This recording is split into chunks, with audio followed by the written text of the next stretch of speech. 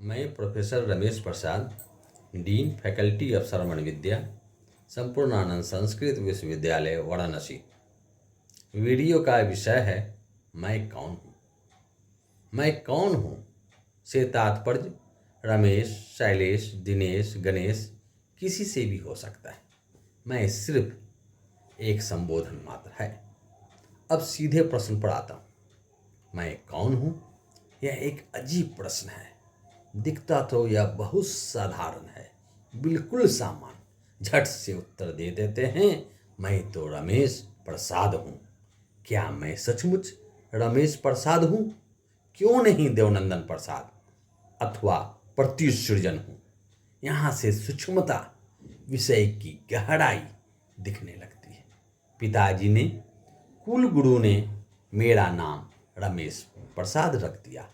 अगर पद्माकर रख दिया होता तो तब तो पद्माकर हो जाता।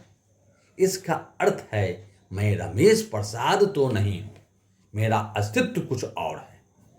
मैं जीवन का प्रवाह हूं, अनंत जन्मों का परिणाम। इन जन्म जन्मांतरों में पिता भी रहा, पुत्र भी बना। हो सकता है, संभावना बन सकती है कि मेरा वर्तमान पुत्र अतीत में कभी मेरा पिता भी रहा हो। इसलिए मैं रहस्य हूं।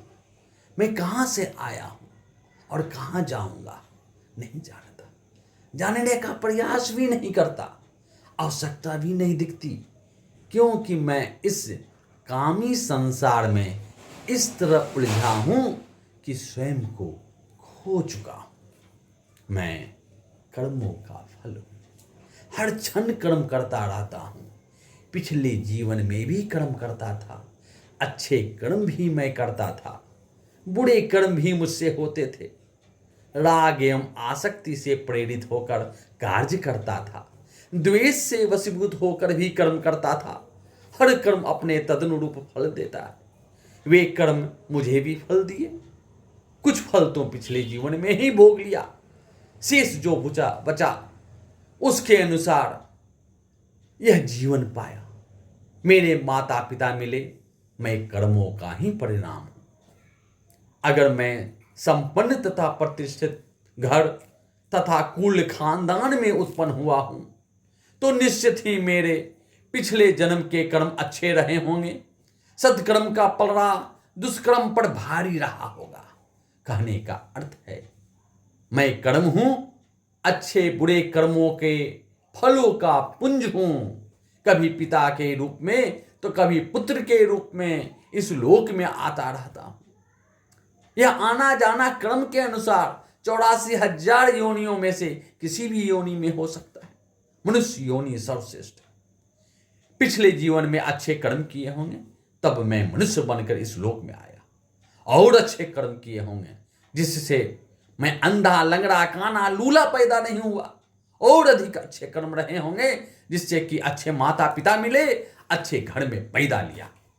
मैं केवल अतीत नहीं हूं, मैं वर्तमान हूं। इस कालखंड में भी विभिन्न विषयों, विविध इच्छाओं से आसक्त होकर भिन्न भिन्न प्रकार के कर्मों को कर रहा हूं। मेरे मन चंचल है, मैं भावनाओं का गुलाम हूं, भावनाएं मेरे अधीन नहीं है। मैं तो लोभ, द्वेष, मोह, क्रोध, अहंकार का विराट स्वरूप हूं। इसी से वशीभूत होकर कर्म किए जा रहा हूं। मुझ में करुणा, त्याग, दया के कुछ अंश भी हैं। कर्मों के अनुसार पुनः मैं भविष्य के जन्म का निर्माण भी कर रहा हूं। मैं निष्काम कर्म नहीं कर रहा, इसलिए अगला जन्म तो निश्चित है। इस रूप में मैं अतीत, वर्तमान तथा भविष्य तीनों हूं। मैं भवचक्र में फंसा एक विवश प्राणी हूं, स्वयं से विवश, स्वयं से हारा। स्वयं को खोजने के बदले मंदिर मठों में भटक रहा हूं। मुंह को कहां ढूंढे रे बंदे, मैं तो तेरे पास में। मैं ही ब्रह्मा हूं, निर्माण करता, जो अपने पिछले कर्मों के अनुसार इस जीवन का निर्माण किया हूं। मैं ही विष्णु हूं, यानी संरक्षक। अपने अच्छे कर्मों से स्वयं को सुरक्षित, संरक्षित कर सकता हूं। मैं ही महेश हूं अर्थात संहार करता।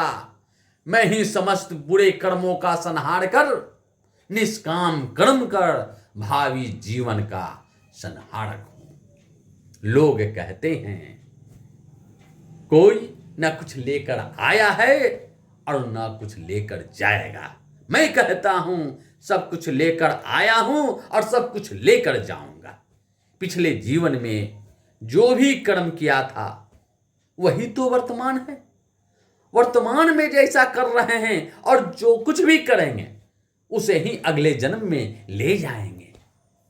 मैं और मेरा यह अंधकार है, अविद्या का आवरण है, अहंकार का विस्तार है।